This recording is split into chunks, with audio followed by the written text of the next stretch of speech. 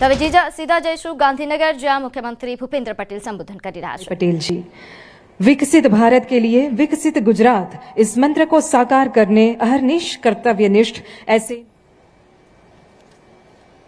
Land administration एवं disaster management के national conference कार्यक्रम में हमारे साथ मंच पर उपस्थित मेरे साथी मंत्री श्री मोड़ूभाई बेरा, राज्य के मुख्य सचिव श्री पंकज कुमार जोशी, भारत सरकार के भूमि संसाधन विभाग के सचिव श्री मनोज जोशी, अपर मुख्य सचिव श्री M.K. दास, महसूल विभाग के अपर मुख्य सचिव श्रीमती जयंती रवि, भारत सरकार के भूमि संसाधन विभाग के संयुक्त सचिव श्री कृणाल सत्यार्थी, मेरे सामने हमारे सांसद श्री भरत सिंह डाभी, श्री जसवंत सिंह परमार, श्री हरिभाई पटेल, मेरे साथी विधायक श्री रमनलाल वोरा, श्री बाबूभाई पटेल,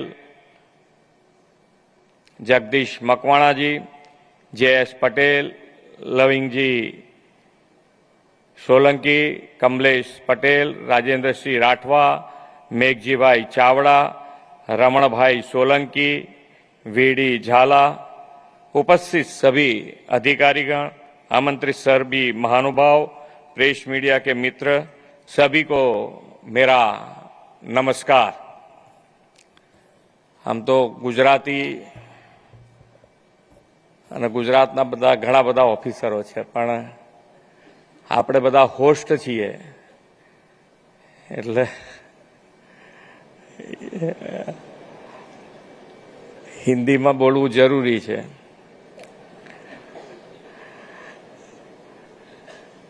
પણ લોકોની મને અહીંયા આવતા હોતા એમ કહેતા કે ભાઈ મહેસૂલ વિભાગ એ સેવામાં હંમેશા લાગેલું હોય, કોઈકની સેવા આવે એટલે લાગે નંબર કોનો, તો કે મહેસૂલ વિભાગનો।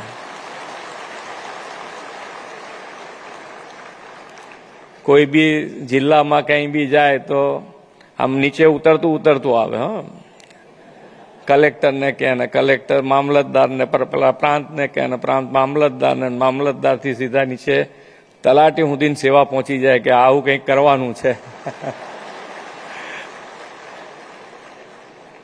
એટલે ખૂબ અને મહેસૂલ વિભાગને જે સેવા આપવામાં આવી હોય એ સેવામાં ક્યાંય તકલીફ નથી પડી, એટલે આ ચાલુ રહી છે।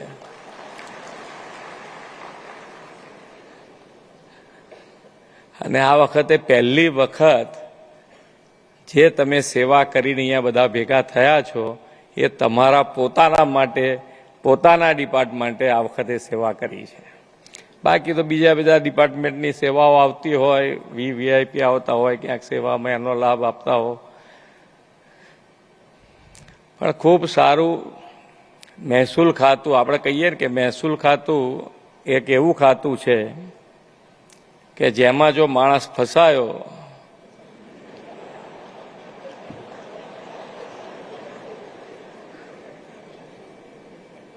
તો સરકારોય બદલાઈ જાય અને ઓફિસરોય બદલાઈ જાય।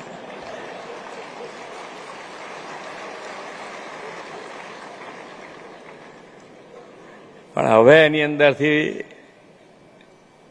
લોકો બહાર નીકળતા પોતાને એક આશાનું કિરણ તમારા બધા થકી જ મળી રહ્યું છે કે હવે પ્રોબ્લેમ ક્રિએટ નથી થતો અને ઝડપથી નિર્ણય આવીને એનું નિરાકરણ મળી જાય છે। હજુ પણ ક્યાંક ને ક્યાંક જે સુધારા કરવા છે એના માટે આજે આપણે બધા ભેગા થયા છીએ અને ખૂબ સારા વાતાવરણમાં ભેગા થયા છીએ કે ભાઈ જે પણ ફેસિલિટી જોઈએ એ આપણને અત્યારે મળી રહી છે। અત્યારે કલેક્ટર ઓફિસોય જે નવી બને છે આપણને તો કોર્પોરેટ ઓફિસ જેવી, એટલે પહેલું વાતાવરણ જ તમને એવું બનાવે કે ભાઈ ના, આપણે જે કામ કરીએ છીએ અથવા સામેવાળા જે સેવા લેવા આવી રહ્યા છે એ બંનેને સંતોષ થાય એવી ઓફિસો પણ હવે બની રહી છે। એટલે સેવા ખૂબ સારી રીતે સુધરતી રહી છે। અને હજુ એની અંદર જે બી નાના મોટા, હું તો કાયમ કહું છું કે આમાં કેવું હોય છે કે શબ્દોની મારામારી હોય છે. વધારેમાં વધારે જો મગજમારી થતી હોય તો આ શબ્દોની, અને શબ્દોની મારામારી વધારેમાં વધારે થતી હોય તો મહેસૂલમાં. એક કલેક્ટર ઇઝીલી કરી નાખે કે ભાઈ આ બરોબર છે, આટલું આ સમજણ પડે એવી વાત છે, ના કરી નાખો. બીજા કલેક્ટર કરે જ નહીં, ગમે તે ના, આનો અર્થ જ આવો ના થાય કે અરે ભાઈ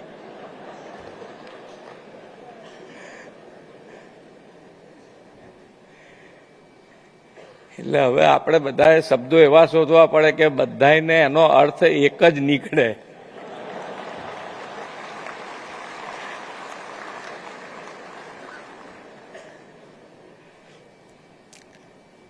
તો અમારા પંકજ જોશીજી કહેતા હતા કે ભાઈ આ મહેસૂલનો સબ્જેક્ટ છે એટલે થોડોક બોરિંગ ના થઈ જાય, એટલે થોડા હળવા કરી દીધા.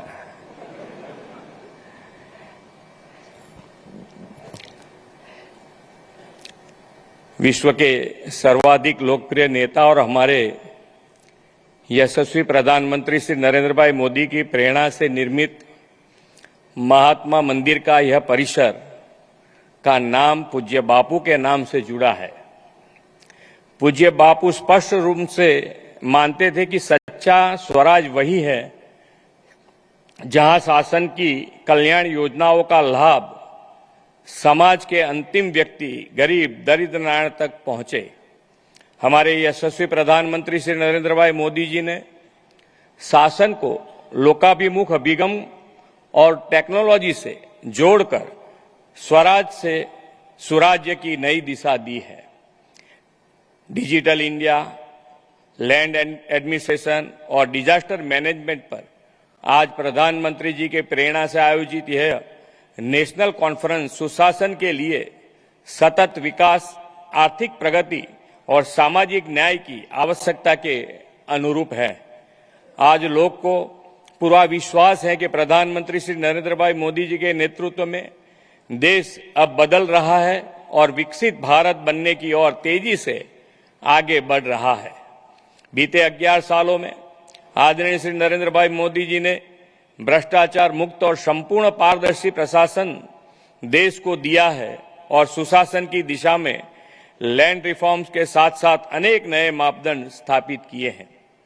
हमारी जमीनें हमारी सभ्यता का आधार भी है और अर्थव्यवस्था की रीढ़ भी है.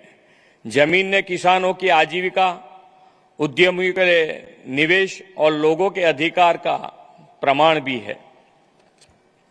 ऐसी व्यवस्था को प्राथमिक सुनिश्चित करने के लिए आदरणीय प्रधानमंत्री जी के मार्गदर्शन में केंद्र सरकार ने digital India land record modernisation programme शुरू किया है.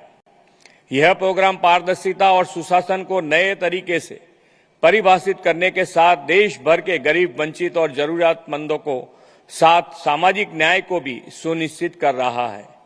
मोदी जी अक्सर कहते हैं कि अब हमें एक कदम आगे बढ़ाना है, सिर्फ रिकॉर्ड को डिजिटल नहीं करना बल्कि प्रशासन की सोच को भी डिजिटल बनाना है. गुजरात का तो सौभाग्य है कि श्री नरेंद्र मोदी जी की विजनरी लीडरशिप का लाभ हमें पिछले 24 सालों से लगातार मिल रहा है. श्री नरेंद्र भाई जब गुजरात के मुख्यमंत्री थे तभी उन्होंने स्टेट के लैंड रिकॉर्ड का संपूर्ण डिजिटलाइजेशन शुरू कर दिया था. जब देश के अन्य राज्यों के किसान अपने ही रिकॉर्ड्स के लिए सरकारी दफ्तरों के चक्कर काटा रहते थे, तब 2005 में श्री मोदी साहब ने गुजरात में ई-धारा योजना से किसानों की जमीन के रिकॉर्ड्स को डिजिटलाइजेशन कर दिया था.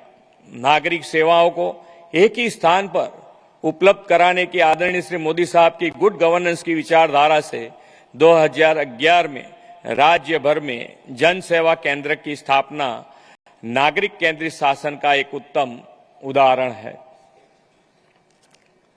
पारदर्शी और विश्वसनीय प्रशासन के लिए आई ऑरा पोर्टल आदरणीय श्री मोदी जी की एक ऐसी पहल है कि इस पोर्टल्स के माध्यम से लैंड रिकॉर्ड संबंधित 35 से अधिक सेवाओं को एंड टू एंड ऑनलाइन कर दिया गया है. इतना ही नहीं, जहां कभी भूमि मापने महीने लगते थे, आज वही काम ऑरा से 21 दिन में पूरा होता है. गुजरात में हमने गर्वी 2.0 जैसी डिजिटल प्लेटफॉर्म से नागरिकों को उनकी घर पर ही सेल डीड, इंडेक्स टू और लैंड डिटेल डॉक्यूमेंट पहुंचाने का काम किया है। प्रधानमंत्री जी के आत्मनिर्भर और समृद्ध भारत के लिए स्वदेशी उत्पादन और स्वदेशी टेक्नोलॉजी के उपयोग पर बल दिया है। प्रधानमंत्री जी के इस विचार को गति देते हुए बाइजेक, इसरो, एनआईसी जैसी भारतीय संस्थाओं द्वारा डेवलप की गई टेक्नोलॉजी का उपयोग जमीनों के सैटेलाइट मैपिंग और स्वामित्व योजना के लिए किया गया है। लैंड एडमिनिस्ट्रेशन की इन नई पहलों के कारण आज लाखों लोग निर्विवादित रूप से अपनी जमीन के मालिक बन पाए हैं। इतना ही नहीं, जमीन जायदाद को लेकर हो रहे अनेक पारिवारिक विवाद का भी सुखद समाधान मिला है।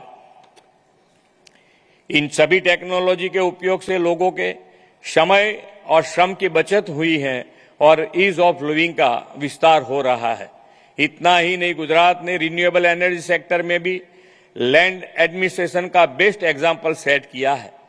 हमने अपनी प्रोग्रेसिव लैंड पॉलिसीज लागू कर विंड एंड सोलर एनर्जी को ग्रीन एनर्जी के लिए सरकारी जमीन का लीज पर अलॉटमेंट और आसान बना दिया है। गुजरात की ये सभी पहले इस सत्य को उजागर करती है कि सिटीजन सेंट्रिक गवर्नेंस से ही गुजरात आज देश का विकास का रोल मॉडल और ग्रोथ इंजन बना है। इसी तरह डिजास्टर मैनेजमेंट की बात करें तो यह हमेशा से ही गुजरात की असली स्ट्रेंथ रही है। 2001 में कच्छ के भयानक भूकंप के आपदा प्रबंधन से श्री नरेंद्र भाई ने पूरे विश्व को यह दिखाया कि यह सही मायने में डिजास्टर मैनेजमेंट क्या होता है और इसे कैसे प्रभावी तरीके से लागू किया